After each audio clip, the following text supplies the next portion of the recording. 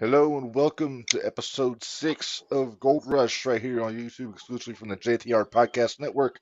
This is Mark Ribbon coming to you from the Noodles position in Champaign, Illinois, joined by my friend and co-host Jabari Sinclair. Bari, how you doing, my friend? Yo, what's happening, Reb? Not bad. It's been a minute because we just saw each other on Tuesday on the big JTR 2-year anniversary episode, Right, which was right. Good times. yes, a lot of fun. If you haven't heard that, check it out right here on YouTube or on your favorite podcast platforms, but that's not why we're here, Bari. We were supposed to have an episode last week where we were going to cover the WCW World Heavyweight title. Uh, Schedules kind of intervened, so we had to postpone that one. That will be the next episode we do. So we haven't forgot about that belt because I know we both have a lot of love for that one. But when we were deciding to reschedule last week for this week, I just happened to look at the schedule and I noticed that today was August 11th, and that is the 70th birthday of one Terry Bollea, who you folks out there may know as Hulk Hogan. So I thought, there was an idea I had for a while where we've already covered the big gold and the winged eagle already in the first couple episodes of this show, and I thought, they gave Hogan a lot of belts in that first run between '84 and '88, They and sure did. and it doesn't really make sense to give each one their own episode. So I thought, why don't we just lump all of those together, just talk about them all in one fell swoop, get them out of the way. And I pitched it to you. You were all for it, so we decided to make a plan. So that's what we're doing today. Like I said, we're not going to talk about the ones that he had a little bit more substantial run with. The big green right here. We're going to save that because then we can talk about Sheik and Backlund also because they held the title too. So we're not going to mention that one here. Obviously, the Winged Eagle we talked about, the Big Gold we talked about, and then we're going to save the undisputed WWF title for another episode because there's a lot Yes. to get into with that one. So those ones are off the table Yes. All right. uh, for for tonight. But look at that guy. He keeps, if I held that many belts, I'd keep them all at home too. So Exactly. I sure would. and I would take that picture with me holding all of them. I'd Once a have a week. yeah. Do my Ultimo Dragon picture once a month. Yeah. Just take them all. Uh, so yeah, Hogan wins the WWF World Heavyweight Championship January 23rd, '84, off the Sheik, famously in Madison Square Garden.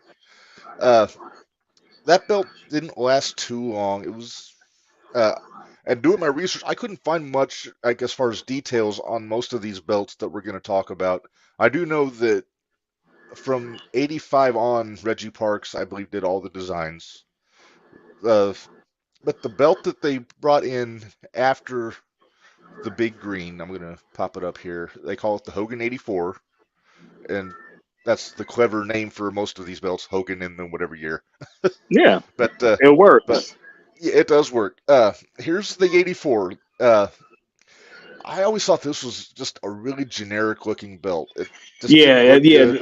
Yeah. That's That's a two. that's real. That's a real bland looking transitional belt right here. That's the here. Take this belt and your real belt will be ready in 90 days. Right. It's if you're for all anybody out there that buys belts off of eBay, this is the 2 millimeter zinc belt here, and Exactly. it's got the it looks like a very thin engraving job. I mean, I like the one of my favorite details on this is they've got the date on the front, Rogan in the date he won, and then the side plates have the past champions, which I always thought was a cool touch. That's what I liked about the Yeah. big green No. also. I always liked that touch too in the with the championship, having all the past champions on there. Yeah, that was always neat. Yeah, but yeah, this belt lasted basically through the end of '84 before it got taken. And I think it's like you said. I think they got the upgraded version done. But yeah, when they moved on to the aptly named Hogan '85, which, and for the record, this one I think is my favorite out of the Hogan belts from this period, not counting the Big Green or the Winged Eagle. Oh, here it Exactly. is. Yeah. This one's got the Yeah. black background. What I thought was interesting about this one, Barry, is on the date on the front, instead of having the date that he won the title, I think this is the date that it was issued because it's January 13th, 1985 on that plate. Uh-huh. So that's kind of an odd choice to make. Usually you would put the date that he won the championship, which is the January of '84. But they it's like they made a point to say, hey, this is when we issued this championship when it was put into existence. So it's almost more about the belt than the champion on this one. Exactly, and that makes that piece unique right there. Yeah, but you can see the engravings a little deeper on here. The design is one of my favorites because, I mean, this is a Reggie Park special. This is the NWA TV title, national title, AWA tag team title plate design here, Mm-hmm. which I was always a fan of. It's one of my favorite belt plates ever. So that's another reason why I like this one so much. Uh, they also put the past champions on the side plates, but the plates are cool because they're black with the border around it. So it makes it. I think it makes it stand out a little bit more. Make it stand De- out. Yep, you can exactly. you can definitely make it more readable when they do Yeah, that. Uh, yeah. but but yeah, this one didn't make it past 85. I think by I want to say by WrestleMania. WrestleMania definitely they had switched to the next one, but I wish this one would have gotten a little more time. I thought it was a really cool looking belt. Yeah. Yeah. And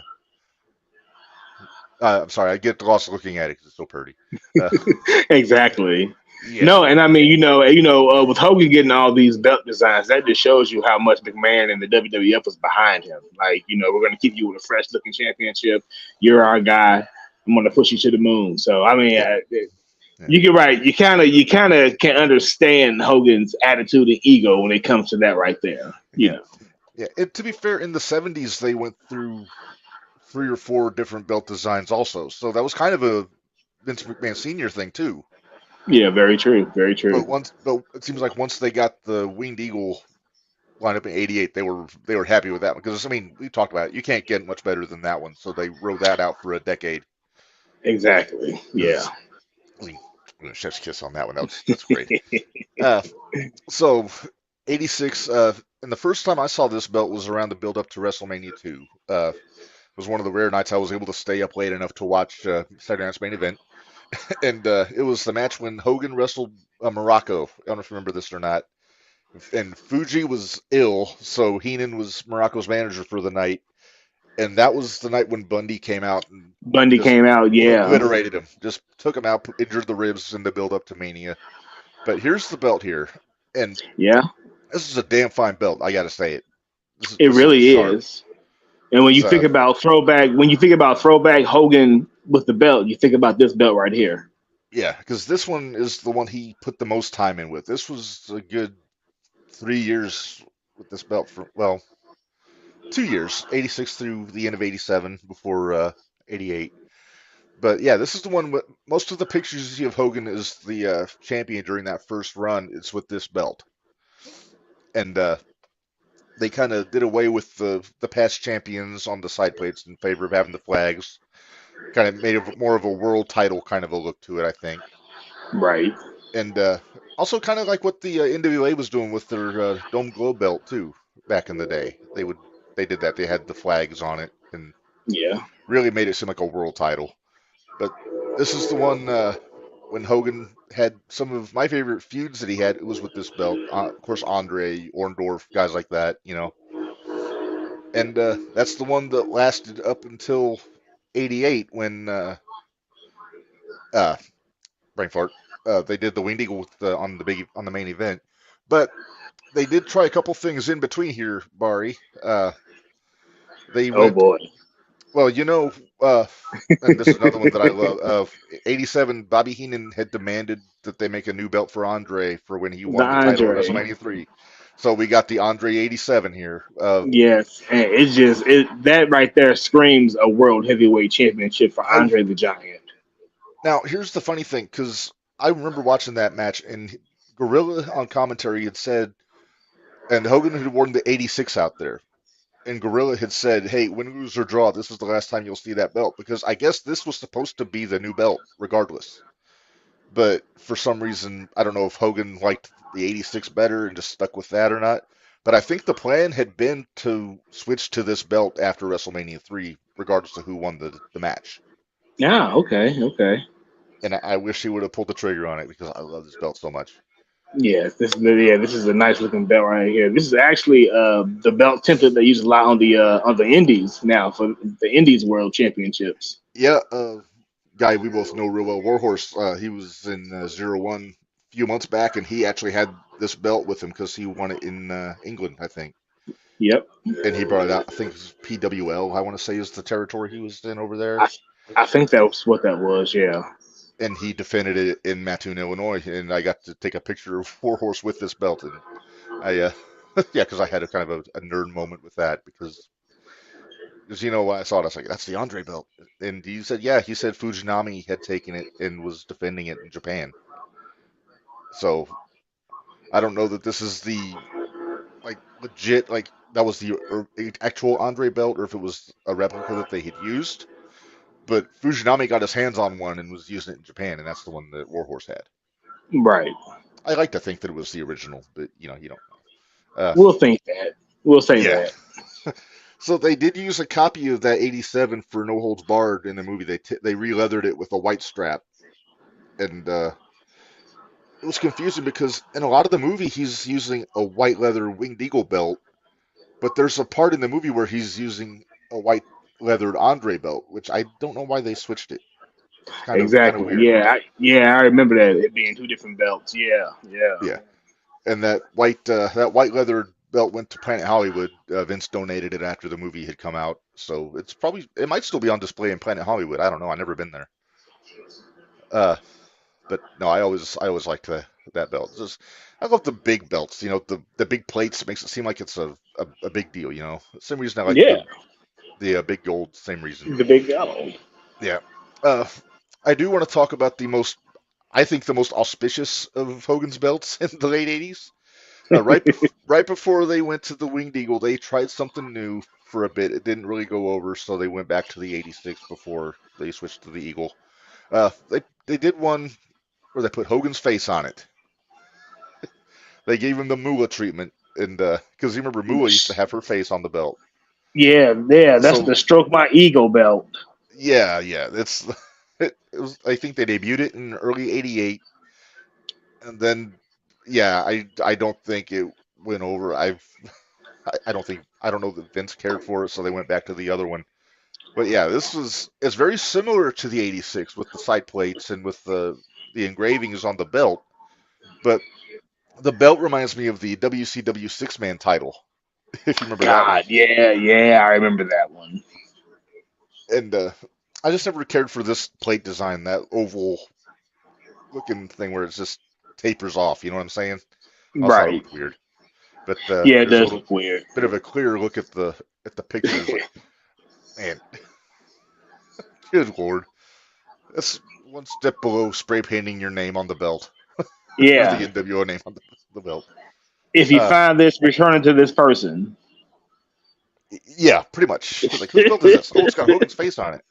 Uh, I think Hogan still has this. I think he has most of these belts. I know he took in his beach shop. I think he's got the '84 and the '80. I think '84, '85, and '86. And I would imagine he's got to have this because who else is going to want it? For the Exactly.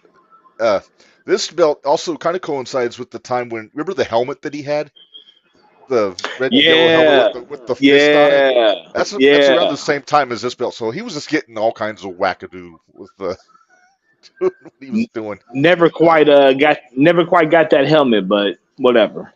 no, I remember a match he had. I think it was Hercules. It was Hercules or Haku because Heenan was there. And during the match, Heenan took the helmet and put it on and was going to try to headbutt Hogan. But, but of course, Hogan stopped him, took the helmet off. Then he put it on and headbutted, we'll say it was Haku. Referee didn't do anything about it, just counted the pin. It was like, he punched him in Of the face course. with the helmet. Yeah, of course. It's Hogan. He can bring a damn bazooka in the ring and blow the damn guy up, and the referee will look the other way. Yeah, it's, Never mind those body parts. The shoulders are pinned to the mat.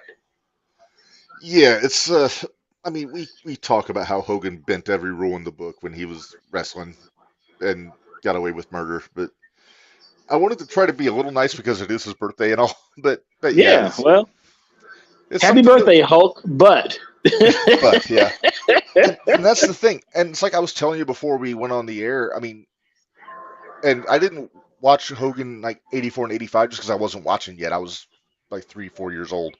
But after the fact, when I would watch videos, I preferred Hogan from like 84, 85 into The earlier, like yeah. around WrestleMania 2 Hogan because I mean he didn't cheat as much as he did later on. And also, it's like I told you, he wasn't cookie cutter Hogan, as I like to call it, where Right, it was exactly. always the red and the yellow. It was always real American. It was always just doing the same shit every match. It was Eye of the Tiger Hogan. It was when they used Survivor for him, and he would have the different gear. He'd have the white trunks or the blue trunks, or even going for, a little further back to AWA when he had the red trunks with the white boots. I mean, he wouldn't he didn't look the same every time, and he added a little variety to it. So you could wonder, hey, what's Hogan going to be wearing this time? Because Right. some of my favorite Hogan matches are the ones with like the blue trunks, like the Terry Funk match from main event in '85. Uh, and then the ones with the I watched Piper and Hogan at the Wrestling Classic. Hogan had the white on. All those fun tag team matches he had with Gene Okerlund.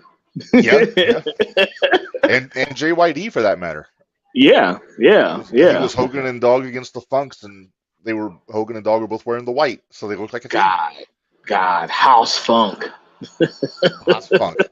Poor Dory Funk Jr. It was like, I'm this legendary technical wrestler, world champion. We're gonna call you Hoss, pal. I'm gonna call you House, pal. It works. It's like, but I'm Dory Funk Jr. Everybody knows who I am. No, pal, you're Hoss. How That's you my idea. House? That's my idea, pal. And we're gonna give you a brother with an eye patch. Right. Jeez Louise. Jesse Barr, bless his heart, he was Jimmy Jack Funk. Oh, the good old days. No wonder Terry's horse got sick. Yeah.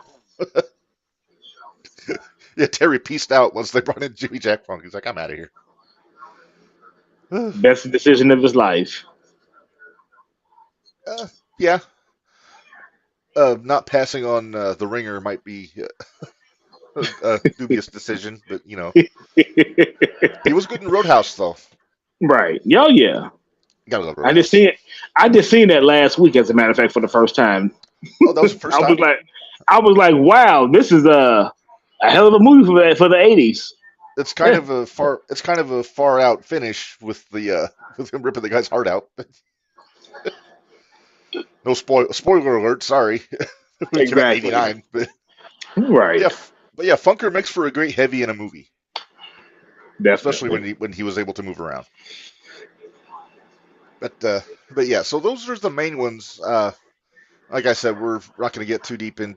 We talked about the Winged Eagle enough on episode 2, and that one and the '86 are the ones that I think get the most associated with Hogan as champion. But I will say this about the Winged Eagle: just when the good people at WWE decided to make a tribute belt for Hogan, that's the one they used. So that's the one that came out a few years ago. On that gaudy red and yellow leather. God.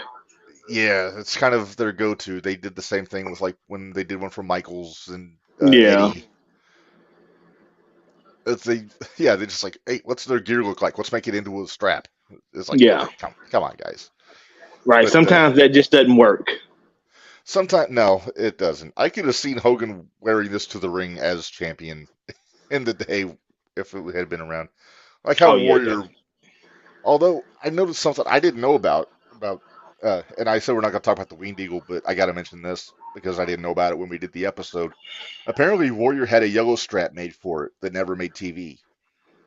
It didn't quite look as cool as it did on the Intercontinental, which that might be why.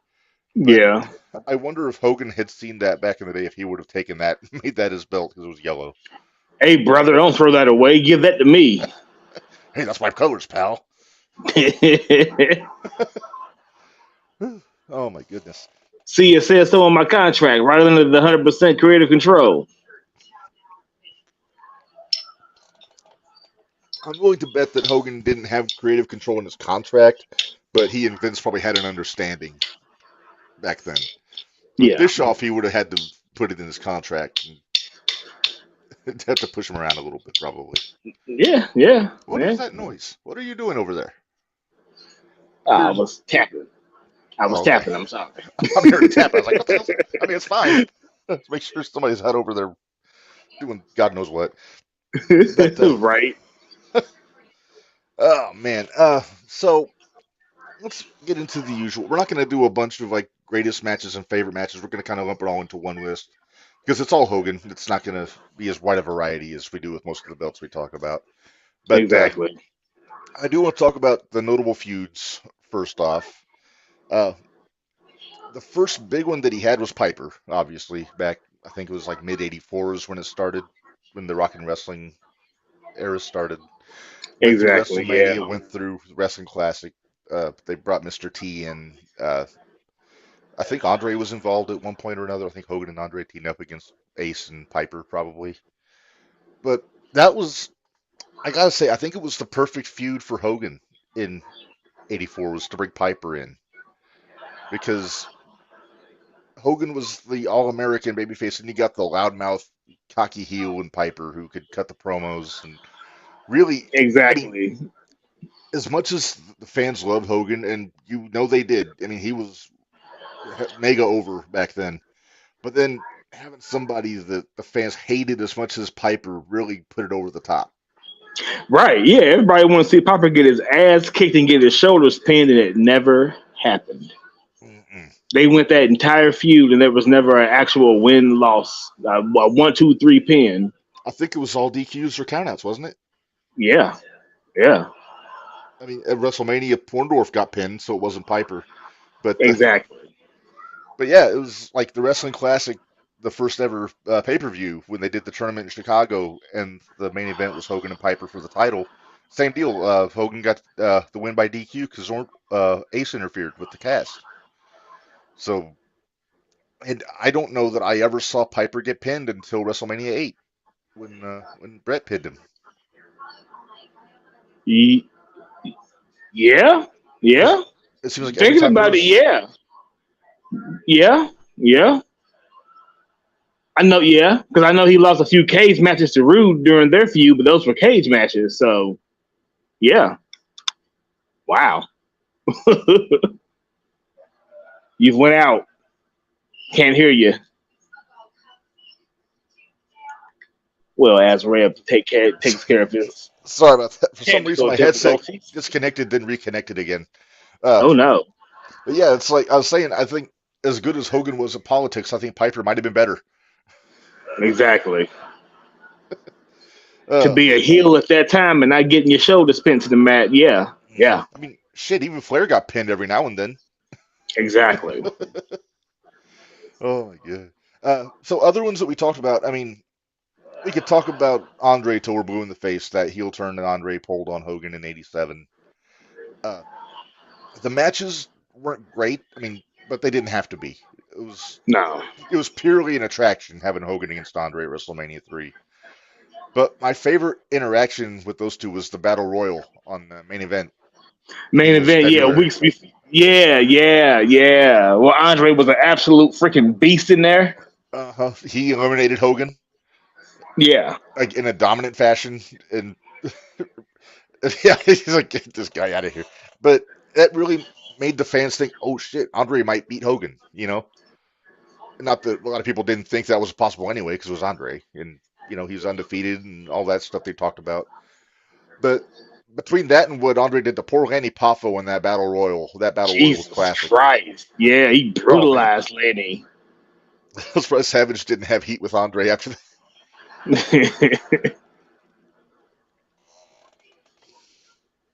But one thing that I thought was smart that they did with the Hogan Andre feud is they spaced it out.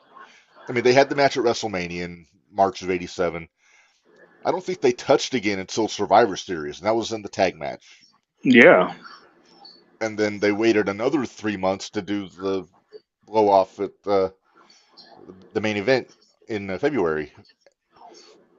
And then I know they fast tracked a little bit to Mania 4 when they had the tournament match, but they really made people wait to see that because I think they knew what a big attraction it was, and you couldn't just use that. I'm sure they had a few house show matches here and there. I mean, that's just how the business is. But Exactly. they didn't put them on TV every week, which is something that kills me nowadays. No matter what company you're watching, they take a hot feud and they're in the ring with each other every week. It seems like, and then gets the pay per view time. Is like, why do I need to see this? You know what I'm Yeah, saying? that's what I was saying earlier in the group chat about the bloodline situation. It's like it's getting stale now because it's the same five faces you see every week doing the same shit, and Right, eventually it gets sour and it gets bitter. right. That's what I was saying. I hope that, and with that, I know we're kind of getting off on a tangent here. I think the business with that is it's going to be Jimmy and Jay business, not bloodline business. So maybe they'll Oh have a yeah, new opponent for Roman going forward that's not involved in the bloodline. yeah. We're definitely going to see twin versus twin in Hell in a Cell. Yeah, and I know they said they want to. Their goal in their career was to have a match at WrestleMania. So Yeah, yeah, you never know. But exactly. anyway, none of those guys held any of these belts, so we're going to move on. No, they didn't. But a good tangent is what we're good for. So, That's very true. Very true. Uh, oh, one of my favorite feuds that Hogan had in this period, it was in '85, is when Macho Man was kind of coming after him a little bit. yeah, yeah, It was yeah. when They had a Savage few was matches still, that. he was brand new in the company, and it was before he even won the Intercontinental title from Tito. He was running Yep, with Hogan a little bit, they and had a few things at Madison Square Garden. they had a really good match at the Spectrum. I remember that Macho won by countout. So Hogan, to his credit, made Macho look great in that first run that they had. I've kind of think differently when they had later feuds in the like WrestleMania 5-ish era, and Right. you know, lust in his eyes. But but no, he Hogan went out of his way to make Savage look great in that first run that they had, and really put him over as a legit contender. And then he went on to be the Intercontinental Champion for a year, of course. But if they would have had pay-per-views in 1985, not just the Wrestling Classic, which was before that, they would have probably headlined one of the pay-per-views if they would have had Oh like yeah, SummerSlam. no doubt, no doubt, no doubt. Uh, then the other one that I think gets a lot of time is the feud he had with Mr. Wonderful, '86. The heel turn with the phone calls. Like I tried to call him, but he was training. And he wouldn't answer the phone.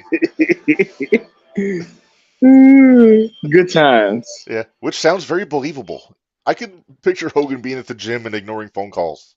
Yeah, can't do it, brother. I'm blowing out my traps.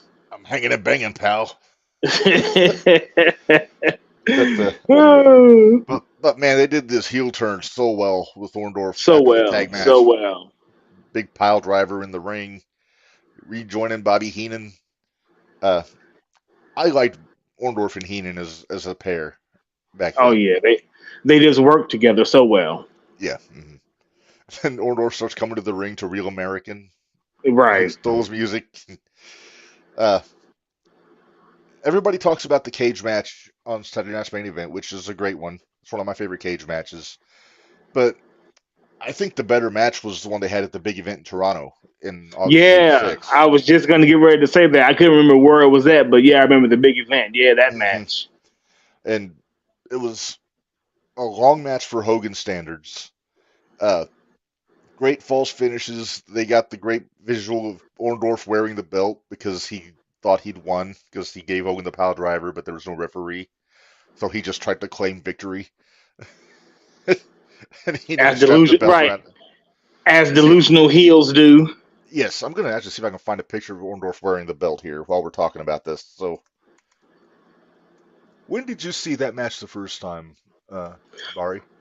Of course, I didn't see it live because I wasn't old enough to remember it live. But I remember going to the video store and renting the big event. I remember the VHS box and everything. Oh, And yeah.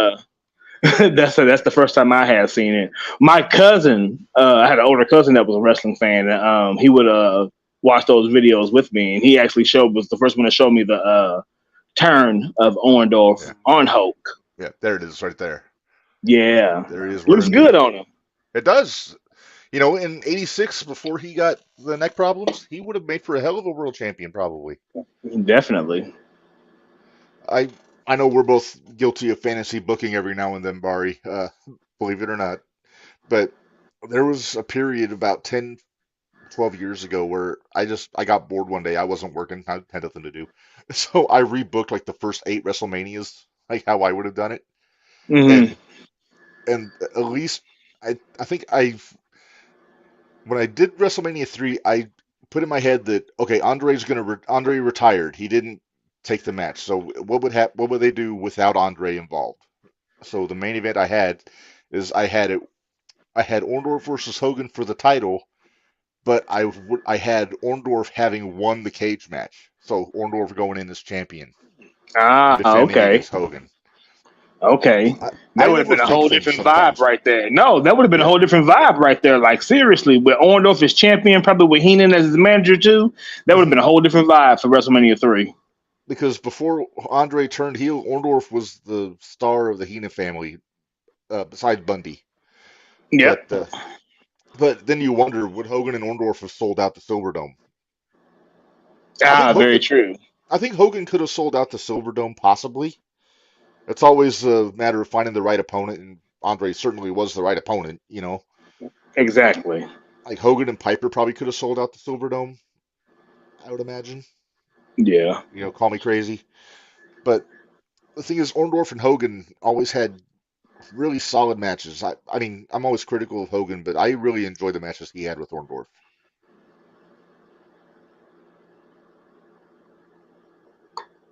Same. Yeah, same. Great throw in, buddy. Same. Same. But uh, but yeah, and then when you talk about Orndorff, you got to talk about Bundy in '86. Like I said, that was the first one I really remember after Piper. That was now going back and watching that, I feel like Bundy was the first real credible threat to the championship that hmm entire run before Andre, of course. But Right, right. This, I always feel like Bundy, if anybody could have beat him incredibly at that time, Bundy could have because he yeah. beat the shit out of him on that main event. Oh man, he really did. And also, tip of the cap to Don Morocco in that whole angle on the main Yeah, event. yeah. Number one, it was a fun match, Morocco and Hogan. But then Morocco, who's not even a Heenan guy, is helping out, which I loved that intermingling of the heels back then, and also That's with the baby heels helping faces. heels. Yeah, Yeah, it's like the enemy of my enemy is my friend, kind of thing. exactly. But then they showed, I remember the video of Hogan training before WrestleMania with Hillbilly Jim, and he had the ribs taped up, and he was doing the chin ups with the like 200-pound weight around his neck. I'm like, who were they? Who were they And fooling? they were right, and they were and they were using the Jake the Snake theme music when he was doing his Yeah, comeback. yeah. Yeah. And the doctor was there, like overseeing the training with him, and God, man, and so Mean Gene, hokey. gotta love Mean Gene. He's like, Doctor, should he be doing this much weight with his ribs? And the doctor's like, well, he's strong, Gene. Like some innocuous reply or something, but It that's was where you all for the love. kids. It was all for the kids. I mean, Hogan was their superhero, and that's true. That's what it was. He was like your modern day superhero back then. Exactly. And then WrestleMania 2, I believe the first match with the blue cage. I think they did it to Yeah, reinforce it for Bundy. And man, I miss that cage. That was such a me too. uh, one. It's probably easier to climb out of because it's basically like rungs, like it's the steel bars. But also, I was thinking, I mean, as cool as the Cyclone Fence cage is, the big blue cage just had an aura to it. And when you ran into it, you could hear it. It was like You solid. could hear it. You believed you were getting thrown into solid steel when somebody would take a bump into that cage. Well, yeah, I believe those sides were like 700 pounds apiece. So As, yeah, it took 3 or 4 guys, I think, to carry those sides into the over to the ring. exactly. Just four. I mean, I know we see guys, wrestling companies on the indies and whatnot that can't mount the cage from the ceiling and just lower it down like they do on the big shows, where they'll put the cage together, but it's 5 or 6 pieces and they got to bolt it all together. This was just 4 gigantic blocks of steel that they had to carry out and just bolt together at the top, pretty much, and then tie it to the That's ring it. post. And Exactly.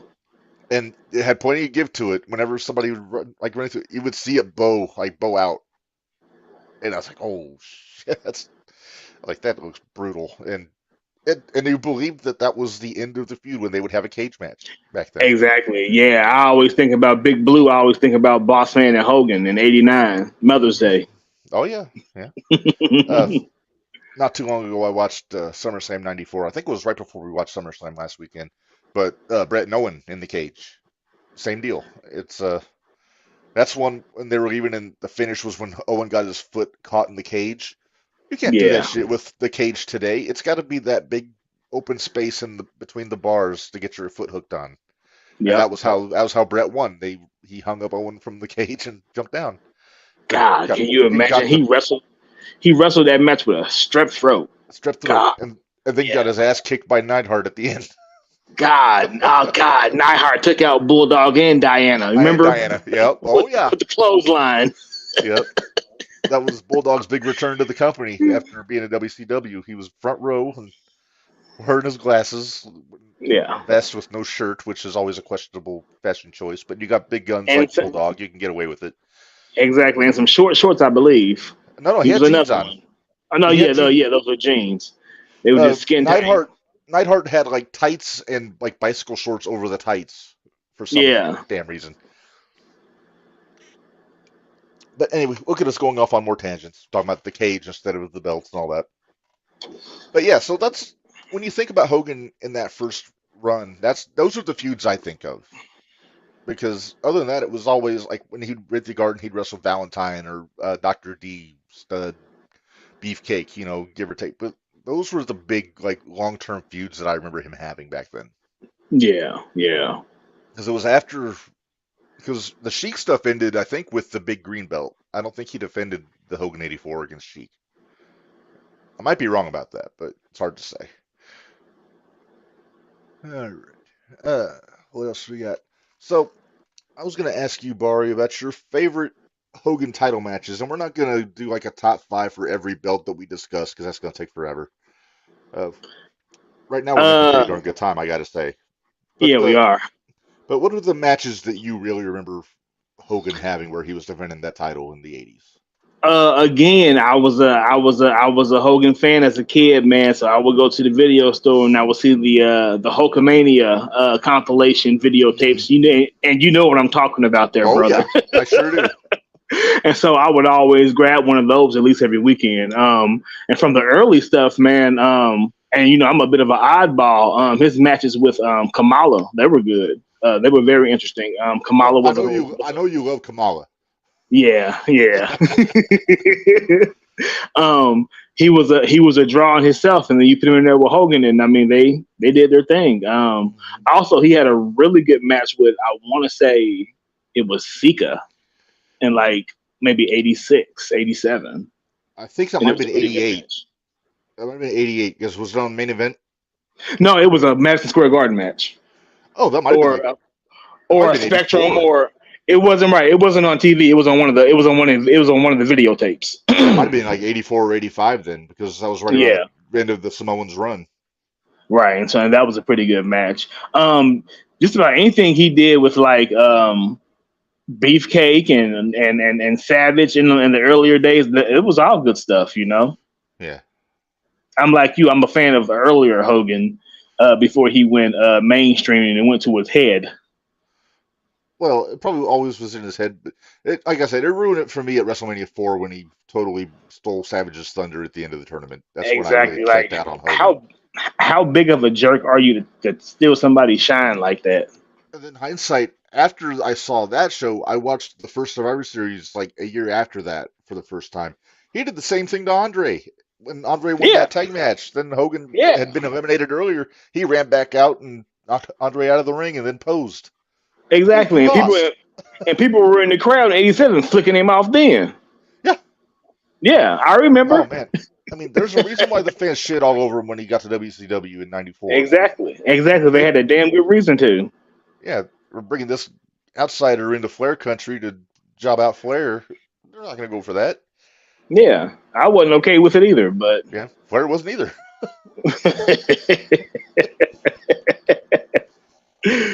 Flair finally got time off, and then they called him back like 3 months later into his Yeah. retirement. Say, please come back. This is terrible. We apologize so bad. We Yeah, gave him so much money it's and like, so much credibility for no reason.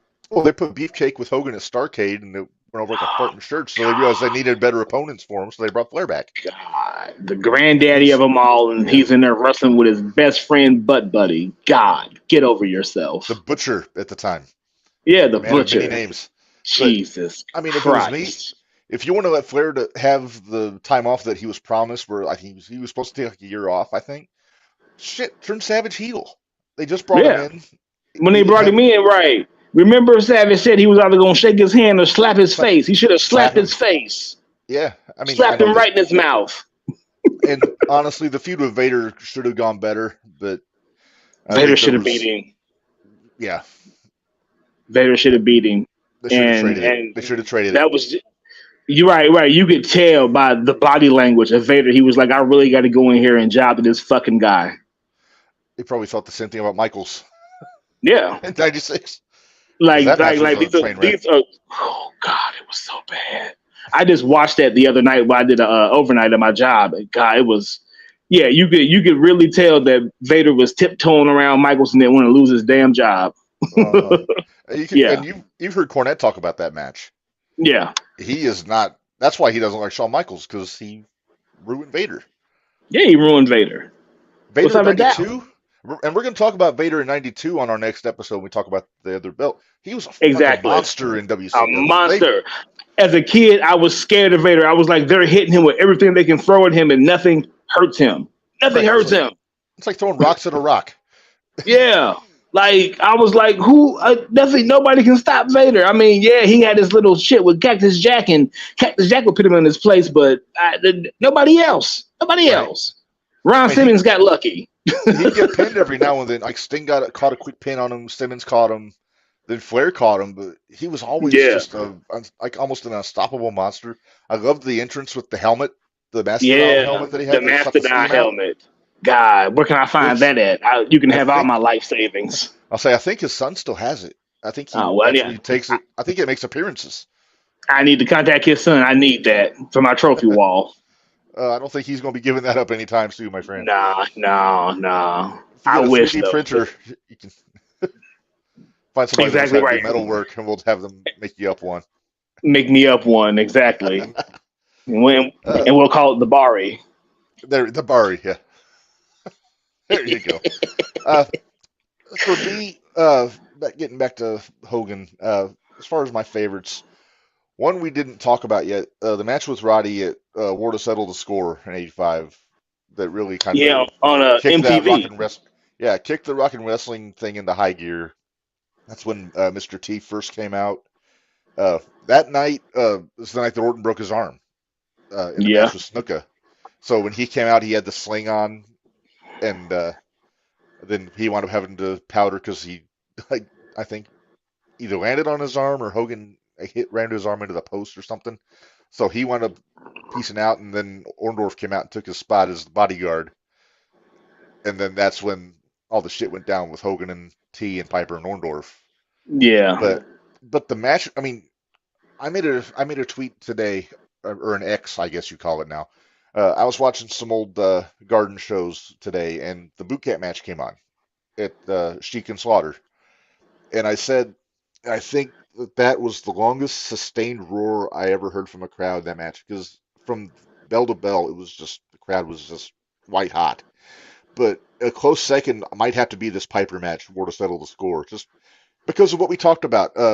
Hogan was so loved and Piper was so hated. It just putting them both together is like a supernova almost of crowd reactions. and the crowd went banana. Banana, yes, yes, yes. Bless Pat Patterson and his horrible turn of phrase. Uh, Oh, he's French Canadian. He couldn't help it. it's true, and we love Pat. He was the referee in that main event, WrestleMania 1, Yep. because they didn't trust Ali to do business, so they put him on the floor. Oh, well, yeah.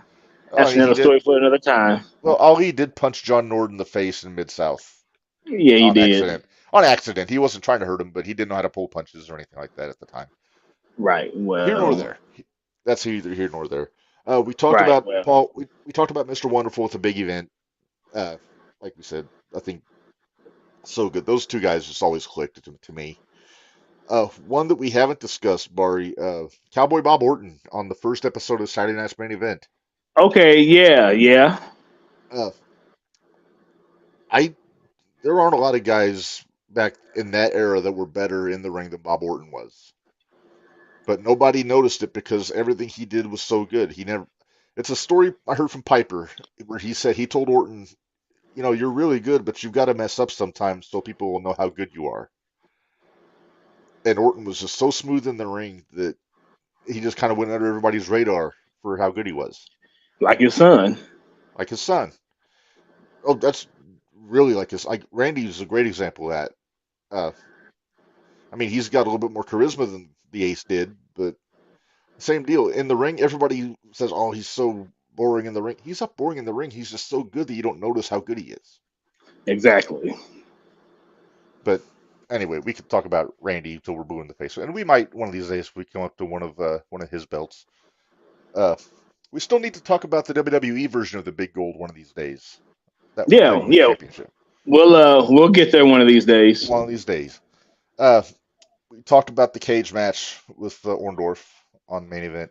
Most of these matches that I remember from the main event because I didn't see a lot of Hogan on like TV because we didn't have cable. So Right. We didn't so either. I got to see It Hogan when he was on Saturday Night's Main Event, and that was about it. exactly. Or when he was, Exactly. or when he was on the 18. Yeah.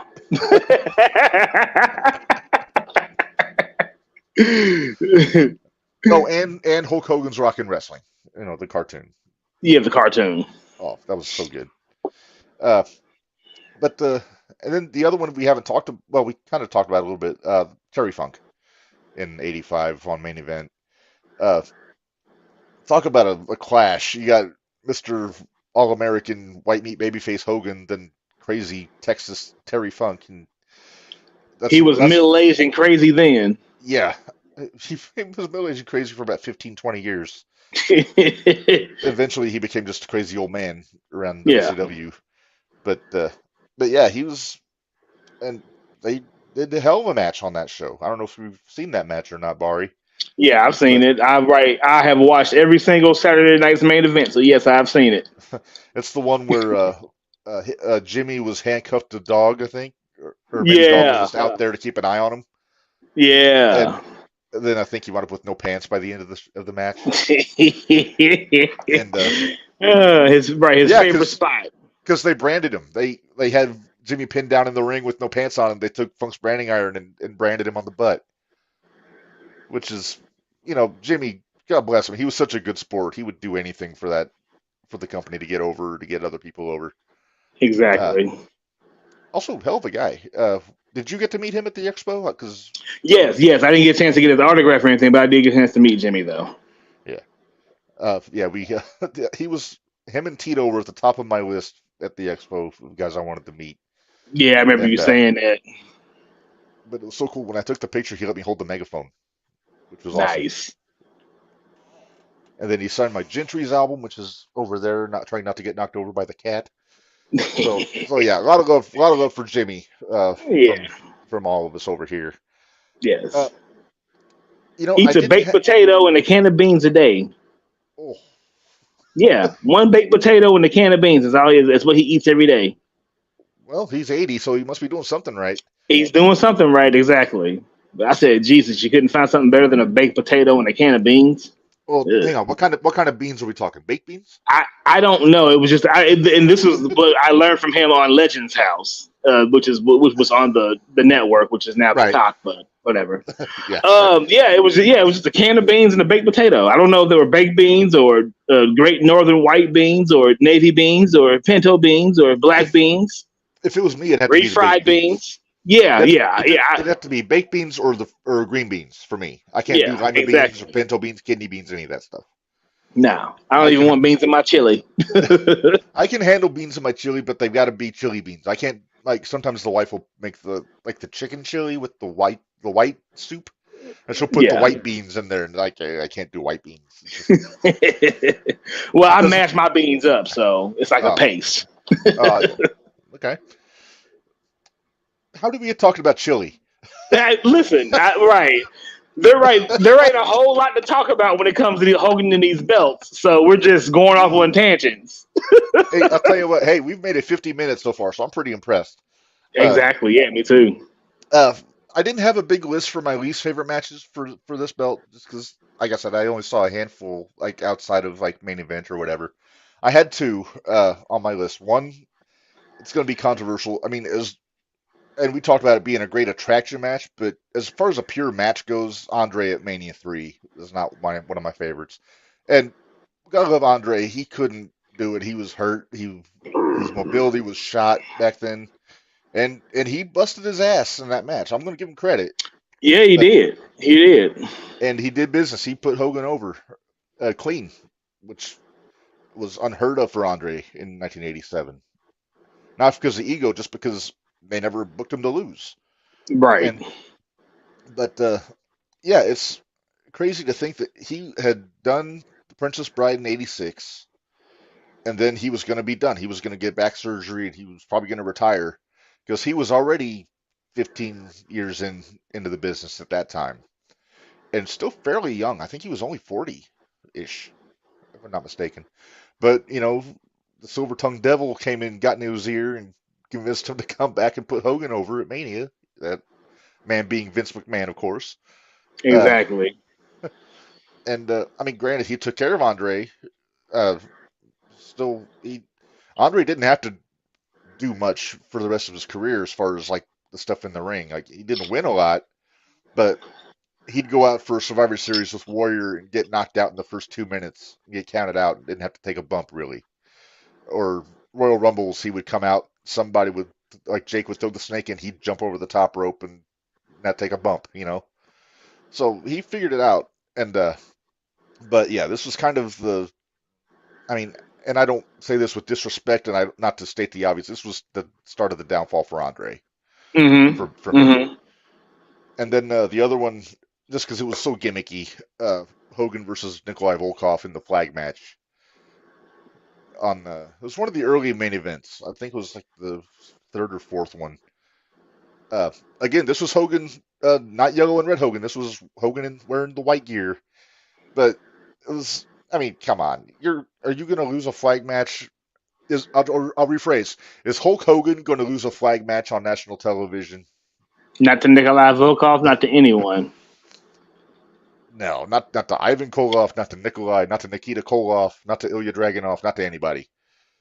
Uh, Hogan and Dragunov would be a amusing match to see. Dragunov would get one chop, and then Hogan would say, "No more, brother."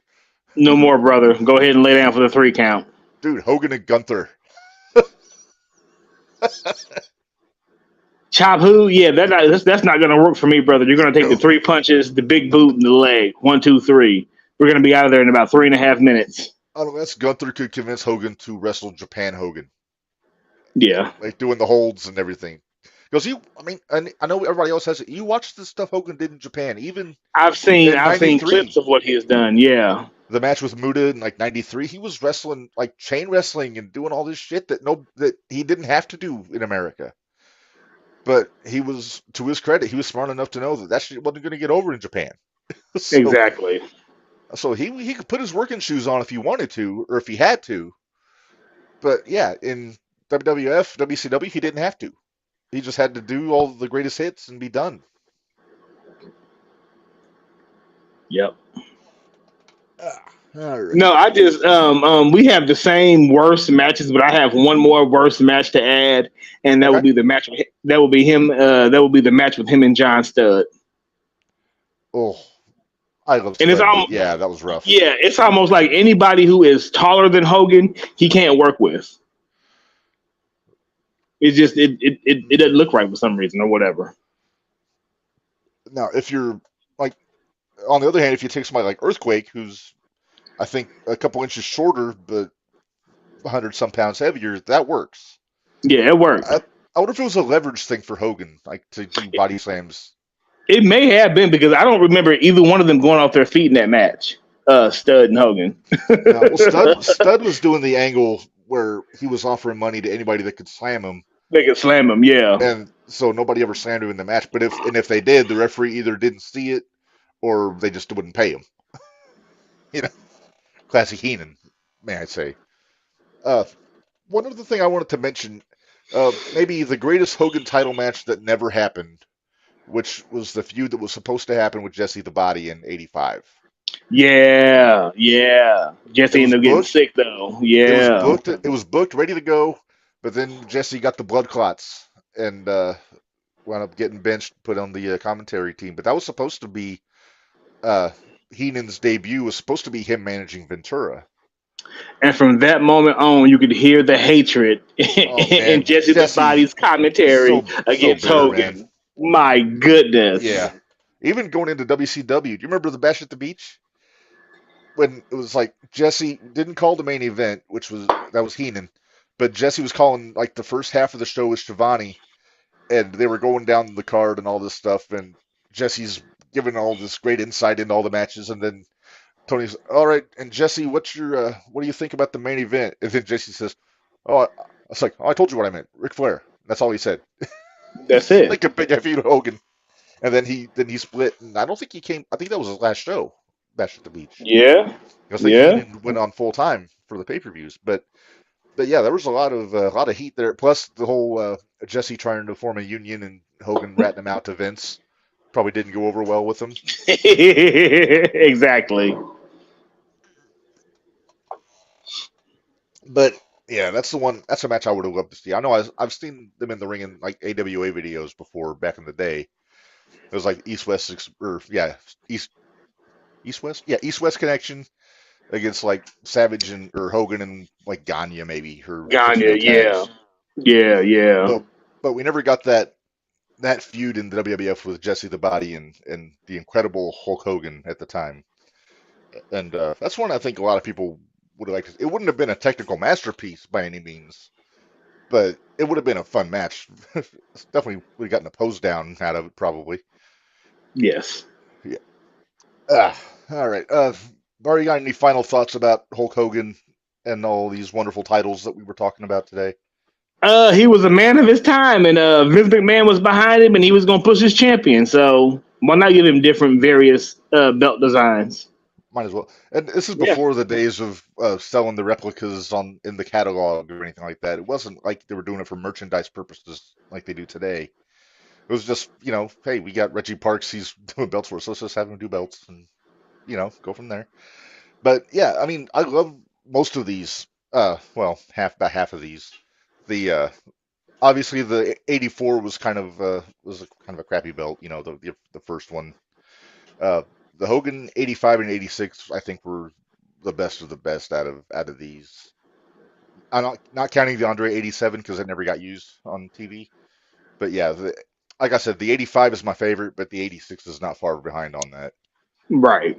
And the '88 with the face just never should have happened.